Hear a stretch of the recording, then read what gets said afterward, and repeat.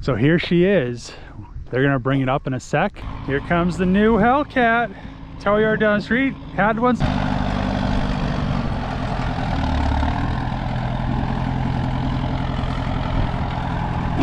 Ooh.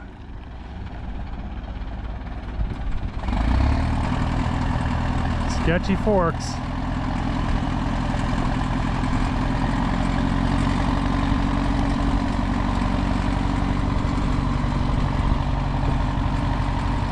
Whew.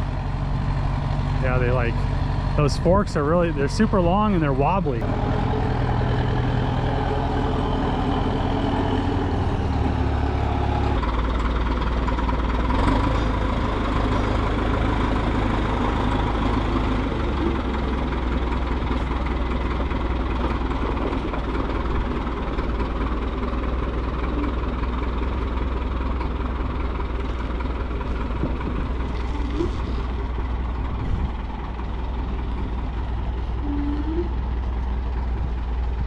That thing's bouncy.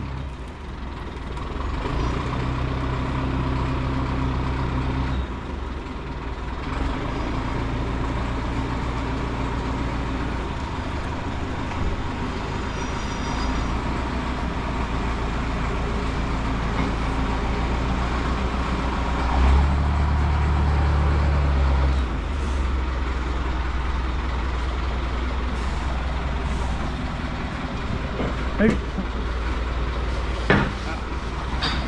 Look at that.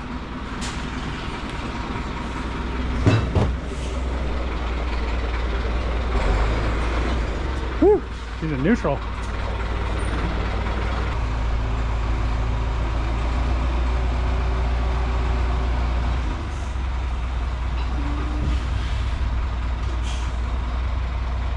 That's probably the easiest ever getting a car that's this wrecked into the shop. I think I need a loader with long forks just like that, probably interchangeable forks because you don't always want long ones, but this thing looks like it's pretty decent. It got hammered in the rear. It's a story from the tow yard. They got rear-ended and then it spun and hit a pole when the people hit them in the back, so that's why this side of the car is damaged and the window is definitely, I mean, both of those shattered out. I think the other ones are also down, which is kind of weird. Oh, this one's down. I don't know if it's just down because it's down or if it's just like MIA 2. The other thing, all the stuff is in the car. I hate when this is how it is, but you know, the dash really doesn't matter. The airbags are popped on the steering wheel and the dash. Steering wheel looks a little bit dirty, needs to be cleaned. This airbag didn't go off, but you can see they always stick bumpers and stuff inside the car, which is always disappointing. This is kind of nice. It is a it's a hardtop, or it doesn't have a sunroof. Hardtop. It has this really weird wrap on it. It kind of looks, I don't know, what do you call that? And then in the back we have a few good wheels. This wheel is off of another Hellcat because the guy said that somebody stole the wheel, the wide body wheel. So unfortunately I don't have a full set of these, which is disappointing. I think this one over here is a little nicked up, but it looks fixable. The suspension is totaled on this side. The tire is, I think, cut. No, not all the way. Doesn't have any air in it though. I guess we'll see how bad, if the wheel is broken on the inside. Once I get the tire off, I have quite a few wheels I need to get tires off, so I think all this is repairable. The calipers all look good, which is nice, and this side is just really destroyed. So there's quite a few good parts on this car, and hopefully we have a good differential. Hopefully the axle is also good. I wish I had a full set of these wheels. I'd really like to put these wheels on that Charger over there, but I have a good set of side skirts. Looks like the flare in the front is also good, and I'm guessing the bumper is probably, it probably wasn't that bad, but it's been kind of bent for a very long time. Oh, there's a flare right there. So there's the flare, and it looks like there's another headlight right there and the lower splash shield. So I think the first order of business is to get everything out of the car, try to get these two doors open to see if these door panels are still savable. Ooh, man, this thing's hammered inside here. There's a sub box. Somehow they got the sub out of it though. Somebody was trying really hard. Wow, nail got me. Got some wood. Can never have enough 4x4s. Try to get this sub box out here. Got some dirty old clothes.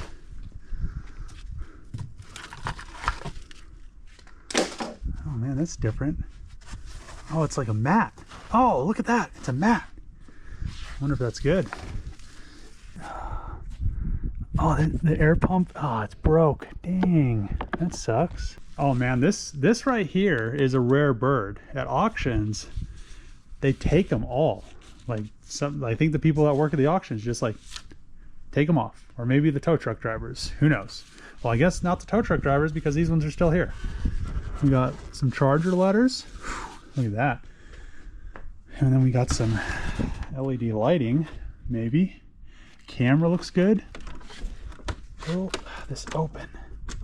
I think the doors are gonna have to be finagled. Move the seat back on both of them, and I think that'll give me enough room to pull the bumper out without messing up the seats any more than they already are. Get some power to this thing because it's been sitting a while.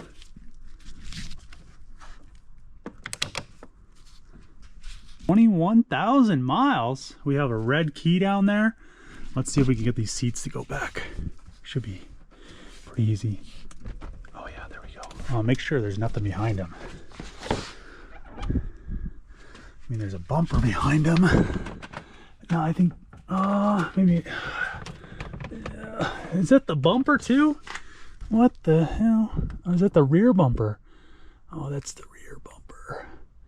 Interesting. They have different park sensors or collision sensors. Oh, I hate when this gets done like this. It's like I'm trying to get one thing out without messing another thing up. Here.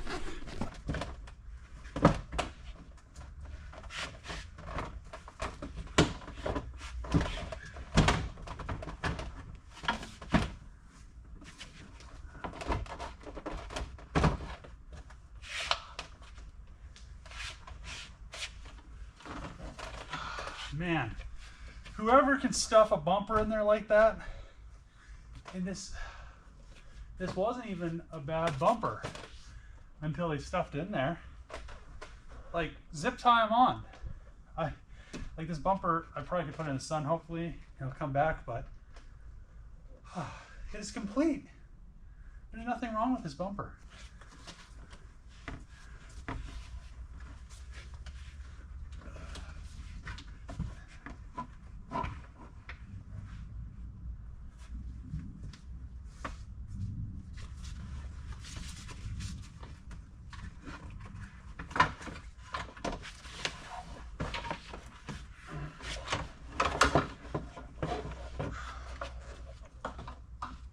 I'd try to start the car, but I need to add a shifter to it because it looks like somebody was trying to steal the trim bezel, but they stole the center console trim bezel and the shifter.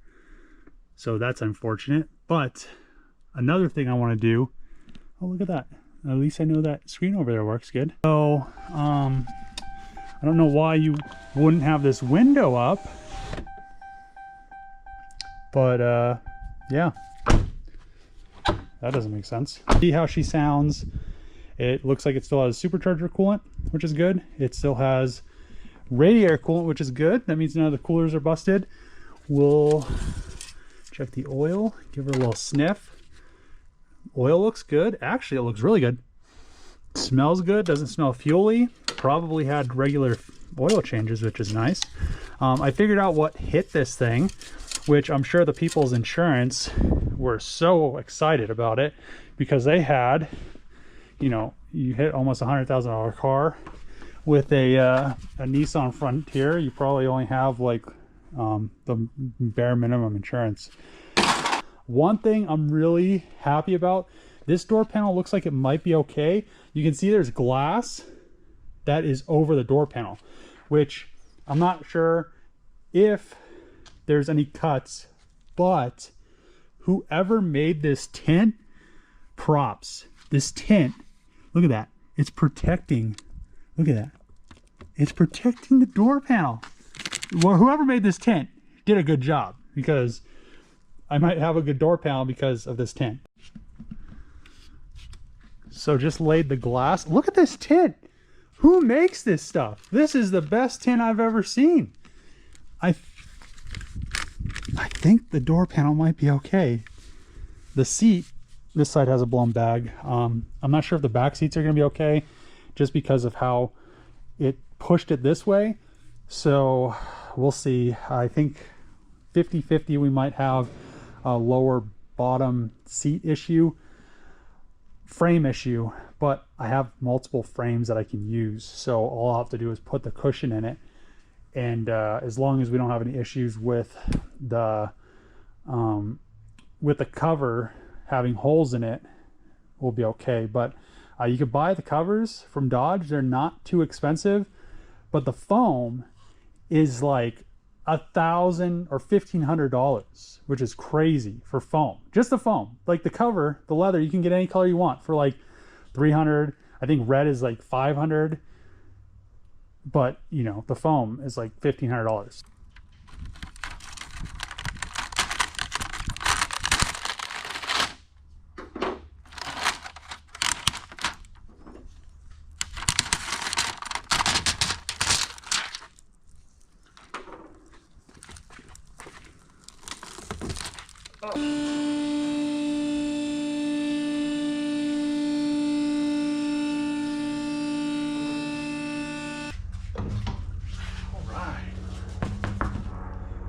Front rotors look brand new, and the rear rotors are definitely brand new. Look, it still has the coating. It hasn't even worn off yet. Look at those pads. Brand new. So, luckily enough, it doesn't look like this rotor over here is cracked, because sometimes that does happen when a Hellcat or any car is in a pretty severe accident. I'd say this was pretty severe. The axle, unfortunately, is broken. The knuckle is also broken, which is really unfortunate. I believe the knuckle is broken. Yeah, the knuckle right here is broken. So I don't have a full set, or a full, you know, I don't have a left and right knuckle. I'll have to order one of these. They are different than the SXTs and all that. The Hellcats are different, a little bit different than the Scat Packs. Brake caliper mounting wise, the Scat Packs and the Hellcats are exactly the same. So happy so far that hopefully the rotor is okay. Looks like the caliper is okay. Also looks like the wheel, other than these few little damage marks right here, it looks like it's okay as well. So if I had the other wheel that was stolen, I would have a full set. I'll have this one repaired, or I could just order two new wheels, because those two wheels are perfect. The tires on them are perfect, and I think all the tires were brand new as well. Another thing is, I was really excited that I got one of these wide bodies, because now I have all the mounting bolts for mine over there, because I only have two screws in each of the door flares, and then all this stuff's messed up. Let's get her lifted all the way up. Also, the shock is bad. You can see the little reservoir, or the electronic module, is broken off the side of it. Who knows where that thing went, because it is gone. Let's get this cross member off of here so we can pull the pan and see how bad the damage is.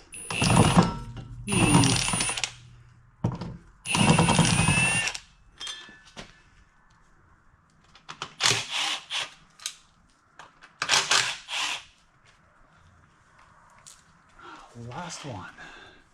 Hopefully this isn't smoke.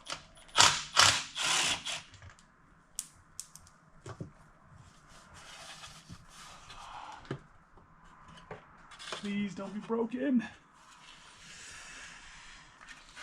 It looks like this one solenoid right here, it looks like it's cracked. And then this whole pack back here looks like it's cracked as well. It'll fall out, so let's just pull her out. Come on, come out of there. I might have lucked out. It doesn't look like the case is cracked.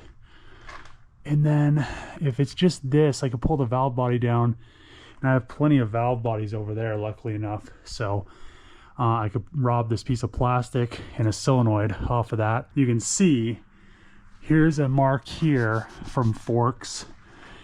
It looks like it got hit here with forks. It looks like the fork bounced off of this, hit that and broke it, and then broke the pan. But it depends on when that all happened. And then back here, it like the fork, this is like where it initially started. So I'm guessing if it would have been something from the wreck or the accident, the exhaust would have got damaged around this area because it would have had to slide into it. And that's really far up. So it looks like it's a line, pretty much a line of sight right to where that cross member is broke. Broke the diff, you know, broke all that stuff. Looks like it caught this too and kind of tweaked it a little bit. I'm guessing whoever was driving the loader that day was trying to stab her in there and couldn't find the fur.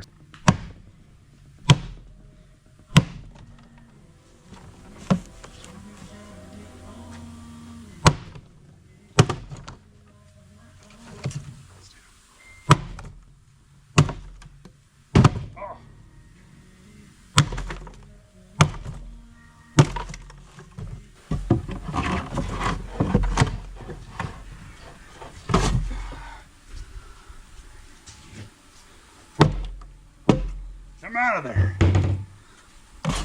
There we go.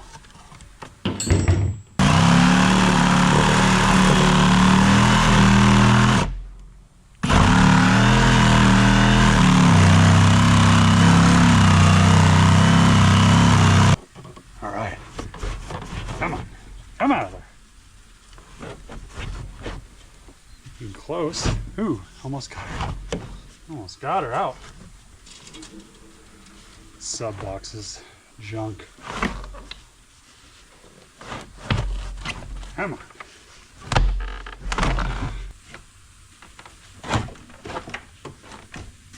Just give up! What is it connected to?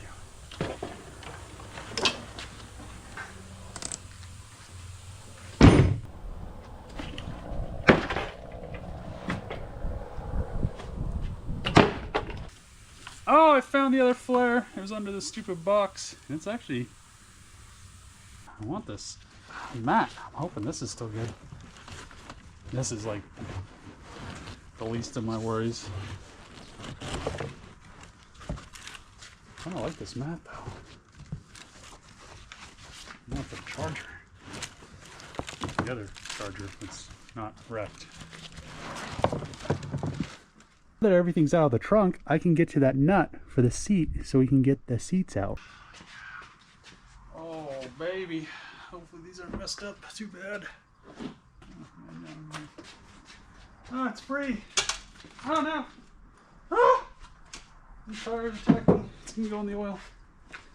Let's have a moment of silence for this right here. I thought I was gonna have a good one.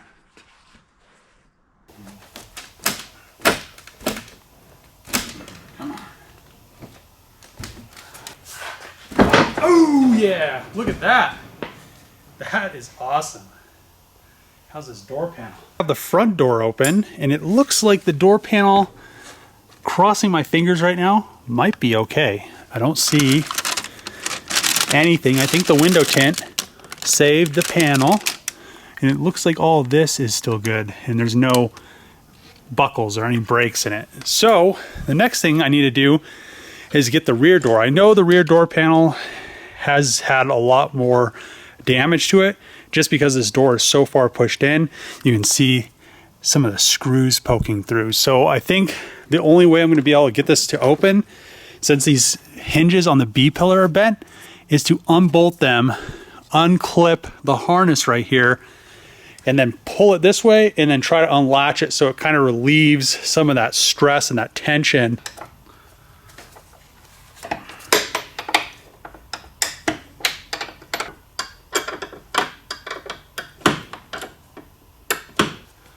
Moment of truth.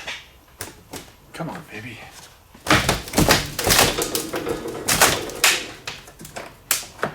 Come on.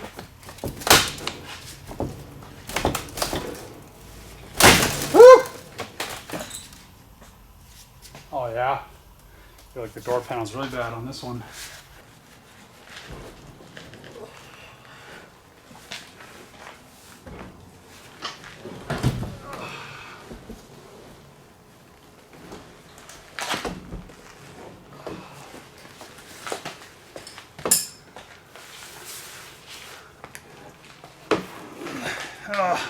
Hellcat seats with power on both sides. A lot nicer. Oh, we got a headliner. Alcantara headliner. I've been working with this dealership for 2+ years, and they now have an online store that they're trying to promote, and they have been helping me out for the better part of almost 3 years. They are very, very cheap on the pricing. So if you have a local dealership, 9 times out of 10, they're going to be way cheaper than it is going to be at your local dealership. Plus, with shipping, the part is still going to be cheaper, and it's probably going to come faster than it would from your dealership. I'm going to put the link for their website in the description. It's buymoparparts.com. And like I said before, I've been buying and ordering all my parts through them. And if I would have been going to my local dealership, even though I do like my local dealership, it would have been more expensive.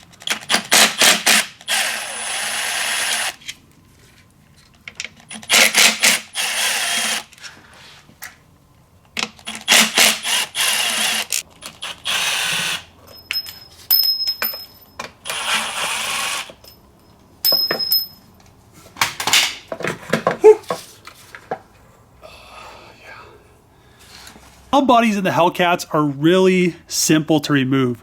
The hardest part is getting this little plastic connector out of the transmission, but there is a trick to do it. All you have to do is after you pull the pin out, you just reclip the harness in and then just pull it out. All it has is an O-ring seating it, and it's almost impossible to grab it on the edge and pull it out. And then it's just a bunch of bolts and some harness that you have to disconnect.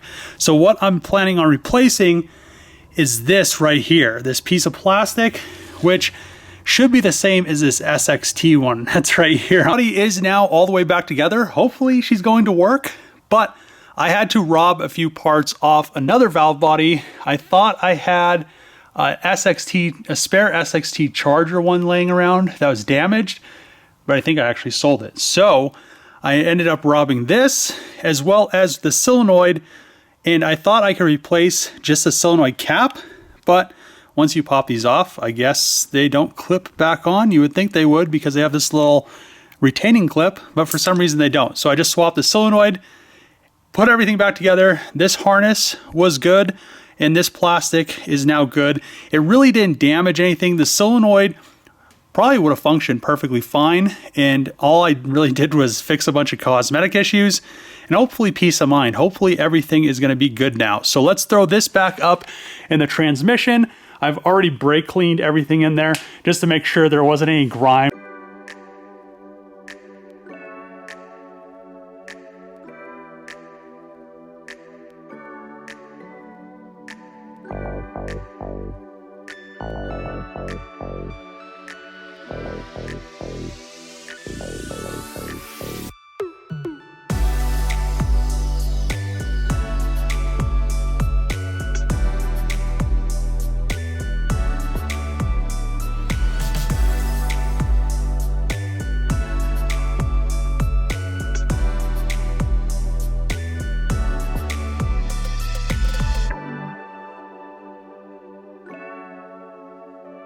Filled the transmission up, but I'm not going to do the bleed procedure. So there's a procedure, you fill the pan up until it starts to leak out the fill hole.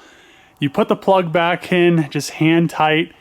You start the car up in a sequence, and then you lift it back up and then continue to fill it. If you have somebody that's with you, you can have them start the car and do the sequence while the lift's already up. It kind of works a little bit better, but this doesn't have any drivetrain in it. So you have to put it in drive. I think that it needs to have some resistance. All right, finally, first start time. Let's see how she sounds.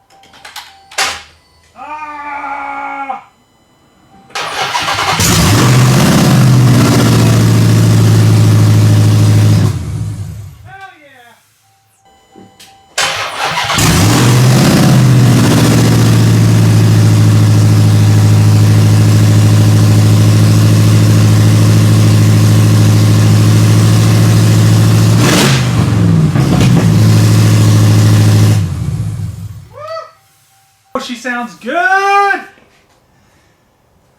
Oh, this makes me so happy now. I'm really happy that she runs, sounds good, great oil pressure. I didn't want to let it run too long. Like I said before, there is only the starting tranny fluid in the tranny. So I don't want to add a bunch of tranny fluid in here because I'm going to strip the car. I'm going to disconnect the radiators. And at that point, it would just be a waste of fluid because then the fluid gets, some of it drains out and you have to do the bleeding procedure all over again. So just wanted to be able to finally start her up before I stripped her, get a pan on there because that old pan had a big hole in it and I wanted to make sure everything was going to be good. Someone trying to do all-wheel drive donuts in a 300C. Oh, they can hit the fire truck.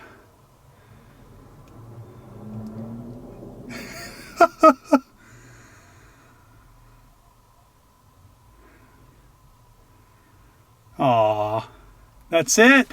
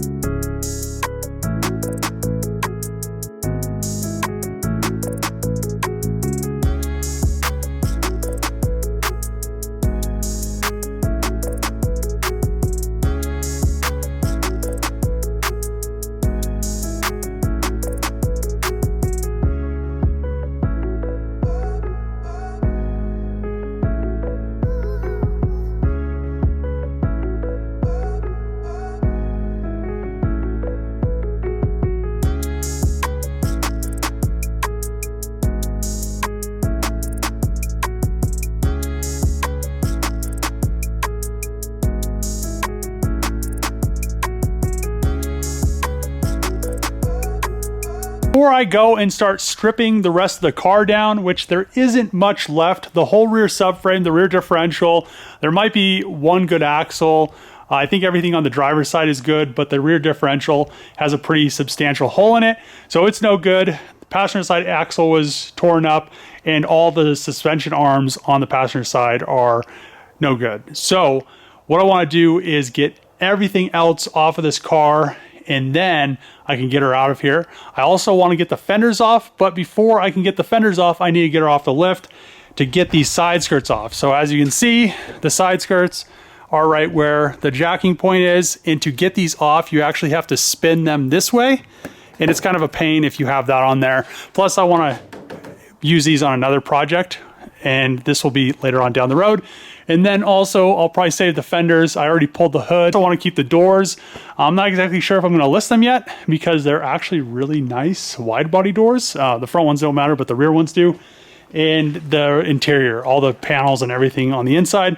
So let's get this out of the way.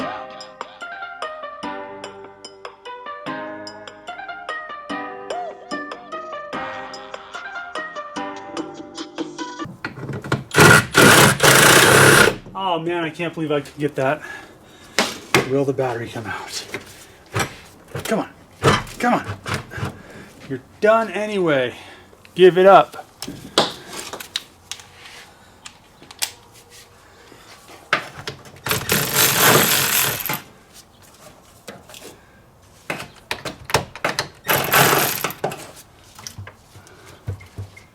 Oh man, what's really going on here?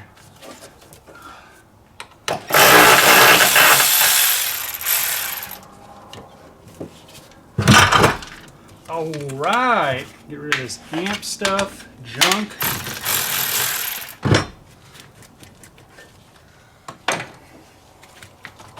All right. Okay. Oh, come on. Just come out of there. Oh, yes. Yes. Oh. Oh man, look at this wiring job right here. I don't know why my car burned down. I have no clue. I think Dodge will warranty his battery. I don't know what happened to it, guys. I have no clue why there's a big bulge and a dent. It just got cold.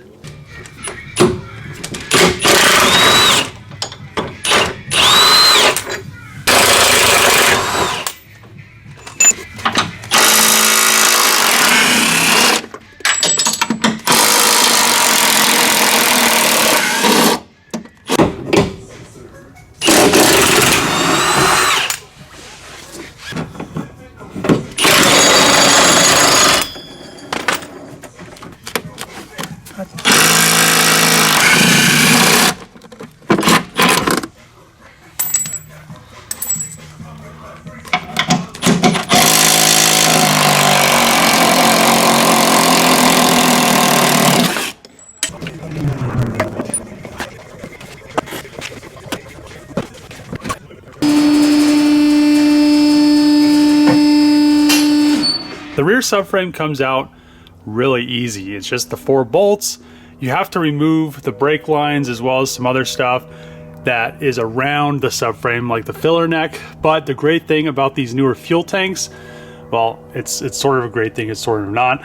There's a check valve, so this thing is full of fuel, but as you can see, the filler neck isn't on there. So the fuel pushes against it and won't let it leak out. This has been sitting overnight with 0 leaks. So it's really nice because if you need to remove the filler neck to pull the subframe, you don't have to completely drain the fuel tank. The last thing to get the subframe out is this parking brake cable. These things are the biggest pain on the Hellcats to get out. If you're just doing bushings, don't have to pull the subframe all the way out. If you're just replacing the arms, you have to remove the subframe and replace the differential, because you can't get those 2 bolts in the back out because it hits the back of the wheel well, even though there's no spare tire in there. They do put a sub in there on the Challengers, but on the Charger Hellcats, they just put a big piece of foam. It really doesn't make sense. It would be nice if they had some access holes. A lot of people do that have Hellcats and replace the differentials all the time, I've actually seen them drill the holes so they can get to the differential bolts, which does make it a lot easier, but at the end of the day, it's not that difficult to drop the subframe out. The only thing, if you're still using the separate coil springs, you're gonna have to reset them every time. Not really reset them, but it's kind of a pain. It's a little bit more difficult to get the subframe in there. It's not like a true coilover like I have on the Charger or the Hellcat Magnum right there. And this differential, I did notice it is a 262, so it being broken really isn't the worst thing in the world. The good thing is, even though it's broken, a lot of people would throw that differential away. There's a lot of good parts still in there. The ring gear, the ring and pinion are still good. The LSD module is still good. The clutches are still good. There's a lot of good parts. So don't throw away differentials like that. Even though it's broken, if you don't know what you're doing, you could still sell the parts. You can put those internals into a bunch of different housings. So it's a good upgrade for, let's say, the 5.7 guys that want to have an LSD in their differential. The differential part, I'm going to pull the ring gear, or press, you have to press the ring gear off of the housing. The housing is good, but the issue with this thing is, and I'm really happy I pulled this apart and didn't just sell it to somebody, and I've never seen this happen. This car only has 20,000 miles on it, and it looks like the DLC coating on the pins. So these pins are on the spider gears inside the center of the LSD unit, but it looks like everything was wearing really weird. So all the wear looks like it's on the side that didn't have any issues, on the driver's side. Down here, you can see this side, which is the driver's side. The spider gear is worn. You can see it's cracked right here. And it looks like it has spider cracks forming all the way around it. All the way around this gear. So I'm guessing this whole differential was just a factory defect. Even though the car has been wrecked, it obviously, this didn't happen when it was wrecked. So you can see this is something that has been going on for a while. So this shim sits on top of here, and you can see it's just galled up. It looks like it just has all kinds of heat in it. I'm not exactly sure what happened there, but that sits right there, and it's just a shim. I'm not exactly sure why they don't coat either of these surfaces, because they're not meant for friction. And then in here, this is the housing that holds the spider gears. And then the back surface is the face for this has the pressure, or not the, this has the friction material that rides on it. And it's a wet clutch. But you can see where the spider gears have started to tear into and wear down. On top of that, I've never seen one of these pins break like this. And this diff is pretty much welded. This spider gear is welded. It will not turn. I'm guessing with enough force it'll probably turn, but I couldn't get it to turn, and both of them are like that, and this one is really welded on there. So I'm not sure what's really going on here. And then this one shouldn't spin at all because it has this, eventually I probably guess it would break this off and continue to spin, and then just continue to just eat itself. But I've never seen this happen. All these spider gears are bad, and I don't see any cracks on any of them, but these ones are destroyed. This pin is destroyed. You can see that it's just like wearing the DLC coating. It's just really weird.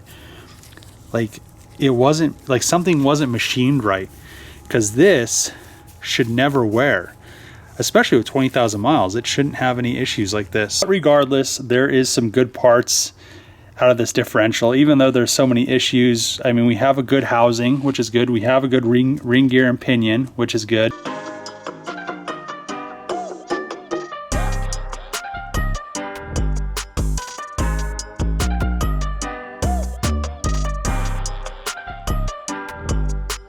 Spent about an hour removing the sub. I don't know why Dodge decided to mount the sub and the charger right here instead of right there. It doesn't make sense. But the other thing that sucks about this is these two bolts in the back that you're supposed to get, their Torx, are up against the glass right here. So you can't actually access them. So if you're gonna try to pull this out of your car, you might as well just break the back glass and replace it. Or you can do like I did. This was kind of a nightmare. You can unscrew the bolts from the back and then you get them all the way flush with a nut on the back side, and then you go from the top side, lift it up, and then you unscrew them the rest of the way. It's not fun. So got the sub out. It's the Harman Kardon system, which I didn't think the Chargers had so many speakers when they had this system in here. I knew they had a sub, but I didn't think they have two tweeters on these speakers right here on both sides, which is kind of crazy. So it still gives you, I think it's still like a 19 speaker system, which